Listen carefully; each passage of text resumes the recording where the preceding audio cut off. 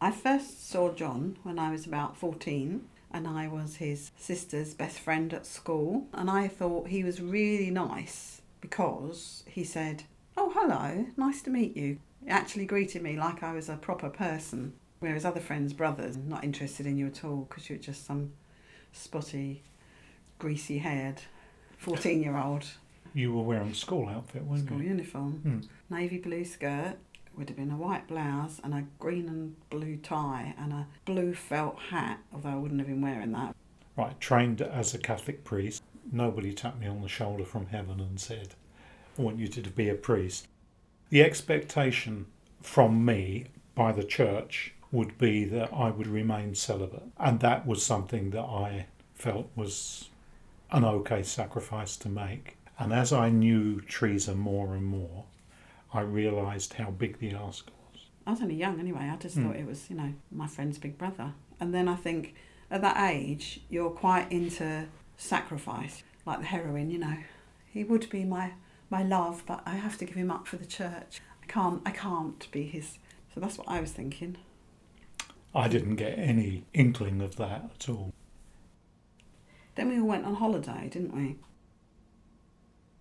For some reason, we were running across a field in the dark, and you and I got there first, and you put your hands either side of me. I was against the van. You looked at me and paused. Nothing else happened, but that's quite an intimate kind of a thing to do. Not oppressive, it wasn't at all. I was just, oh, that's interesting. I was attracted to the fact that Teresa was tall and had a great sense of humour and smashing legs.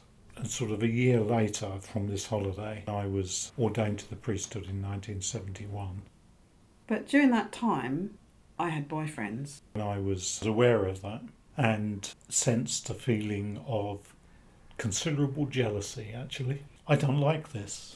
I didn't like it at all. I was having fun though. I know. And I can remember you coming home from Shoebury and me coming out to the bus stop with you. Because it was a bit of a dodgy area, wasn't it? So, but I think we used to cuddle, didn't we? We did.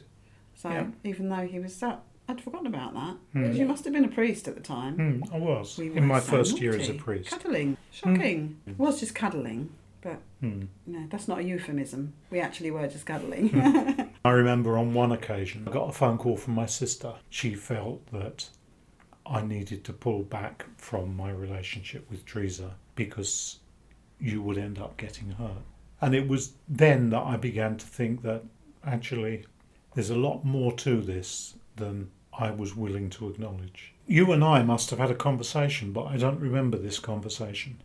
Oh, I remember a conversation. Valentines Park.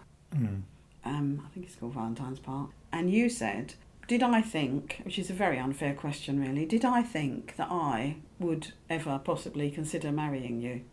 To which I must have said, yes, I could imagine that. It wasn't quite that positive, I don't think. In my mind, it was, yeah, maybe, but it's too early to know. And then I went to the bishop, who was very old school. I basically unpacked our relationship and said that I felt that I was growing into a loving relationship with Teresa.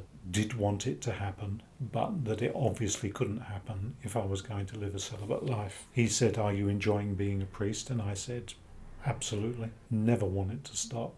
I always remember this question. He said, "Have you had sex with Teresa?" I quickly disabused him of that and said we hadn't had sex, but that wasn't the point. We sort of loved each other. And he said, "Well, I'll tell you what's going to happen. I'm going to take you out of this parish and find a parish to send you to, and it will be a substantial way away. You must agree to have no contact with Teresa. No letters, no phone calls, no indirect contact." So then we didn't see each other for a year. I sent all the other priests off to their families because there was nowhere for me to go. So I just sort of manned the church. And you sent me an LP. Don't know how you would have done that, actually. It's nice of me. James Taylor. Oh, right. Mudslide Slim. And I wore out that LP over that Christmas. And that's when I knew. Let those rain clouds roll out on the sea. Let let the sun shine down on me. Hey, hey, love has brought me around. Love has brought me around. Yes, it has. Love has brought me around. Love has brought me around. This November I detect a frown. Close your eyes and turn it upside down. Whoa, whoa. Love has brought me around. Love has brought me around. Don't you know? Love has brought me around.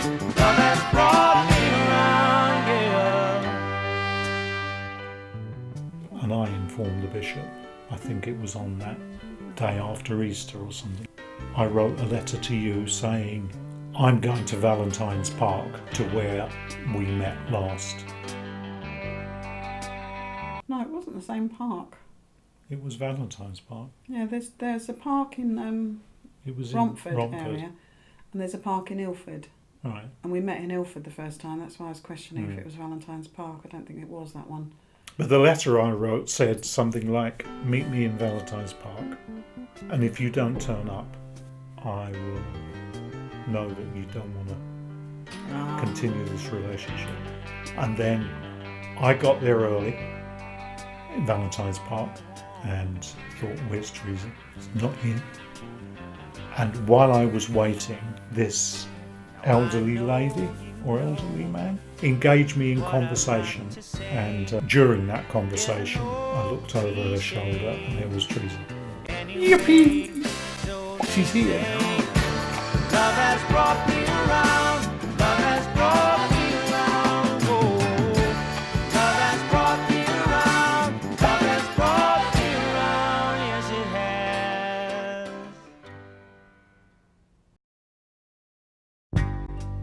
Don't come to me with your sorrows anymore. I don't need to know how bad you're feeling today. I declare I've had my share and I've heard it all before.